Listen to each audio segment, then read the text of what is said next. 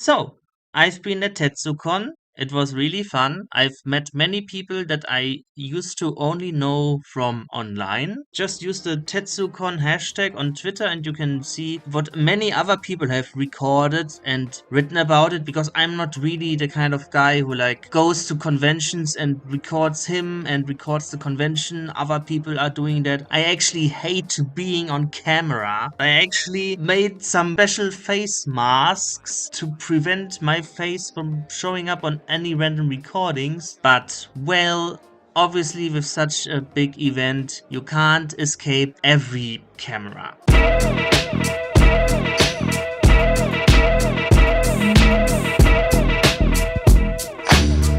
This footage here is from a video by Dane Pavitt, so I can just again tell you guys to check that one out. There were lots of great talks, even though every single Q&A looked like this. Fine. Does anyone have a question that does not relate to Jurassic Park? Or Prehistoric planet?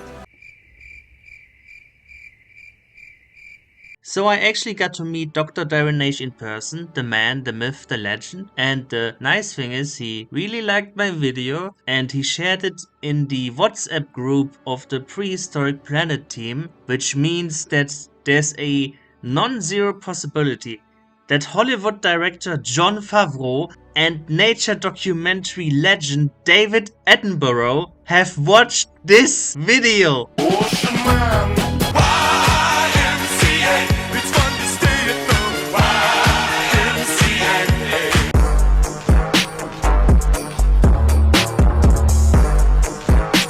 YMCA. He also told me of the things in the video that he did not approve of, because by the time I was finished with the entire series, I've become sick of Art Star Kids. But yeah, he really liked it. But what you probably want to know, if there's any interesting Prehistoric Planet trivia I learned about. And yeah, for example, I learned that the entire thesis of my video is technically not true. Because in my video, I really made it seem like Darren Naish was the one who had All Yesterday still in his mind for all those years and took over the production of the documentary, and he said that that's not the case. It was collaborative and other people had ideas too, and it kind of makes it even more special because it means maybe even without All Yesterdays this could still be just as revolutionary with the way it portrays dinosaurs as animals, different from how earlier documentaries did it. I probably should have given way more credit to BBC's Planet Earth, which has already done animals in situations that you have not seen before. But then again,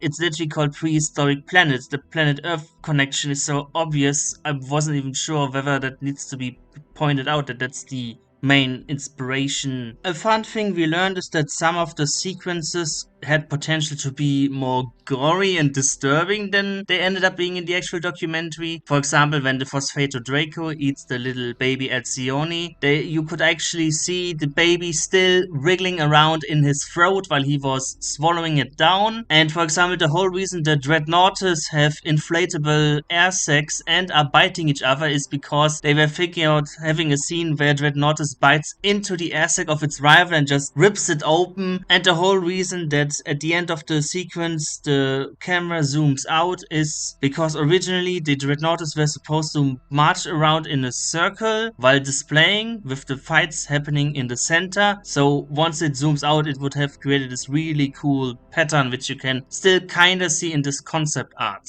Also, I know people are obsessed with giving every dinosaur nicknames and trying to make a nickname an official thing. So here's a fun fact: the Tyrannosaurus Rex did not even have a nickname during production. Well, the internet gave it one now. Also, people tend to really overthink what the dinosaur's name should be. In some of these cases, it's literally just, oh, this is kinda like that famous movie scene. Or this is kinda like that famous movie character. Oh yeah, by the way, I'm not going to tell you the nicknames, because you can either infer them or you can't.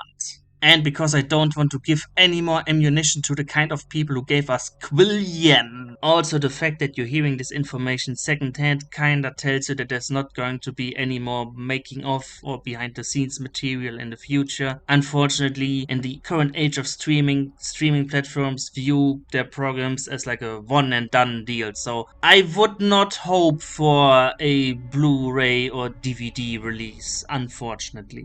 Oh, and the mystery of that little green Triceratops cryptid. And I think that was everything we talked about. And I think that was everything from TetsuCon. See you potentially next year. Also, I want to point out that this raptor costume was brought by Edaphosaurus. I would not dress up as anything unless there was a special cosplay contest or something like that.